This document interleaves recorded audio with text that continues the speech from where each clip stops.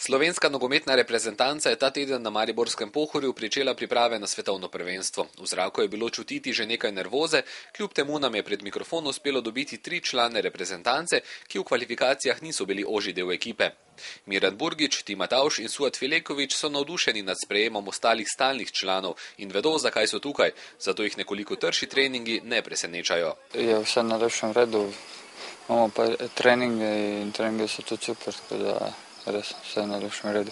Ja, na treningu damo vse od sebe in ja, pač vsak hoče prepričati selektorja, da ga vzame sabo. Spet smo se zbrali skupaj, to je že splošno znano, da je vzdušje v redu in vsi so komaj čakali, da so prišli sem.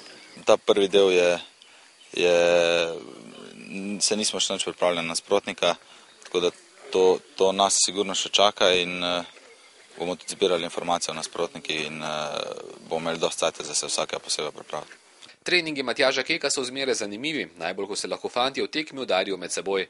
Nas je v zadnjih klubskih predstavah v dresu Maribora opozoril Suat Fileković in podobno storil še na treningu reprezentance, tokrat z mojsterskim strelom.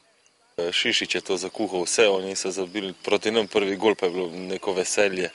Pa so vam jo vrnili nazaj, tako da ne vem, bomo videli. Da bolj ko se štediš, prej bo prišlo do kakšne poškodbe, tako da vsi igralci grejo 100% in tako je tudi pravno. Na svetovnem prvenstvu pred 8 leti v Aziji je veliko favoriziranih reprezentanc imelo težave, saj se niso dovolj dobro prilagodili podnebnim spremembam.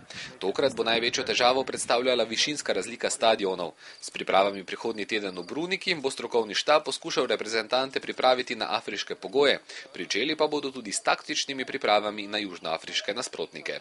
Zato pa tudi gremo v Bruniko na priprave, tako da bomo imeli podobne pogoje in da bomo čim bolj pripravljeni na podnebje v Južni Afriki, tako da mislim, da ne bi smelo biti problemov glede tega.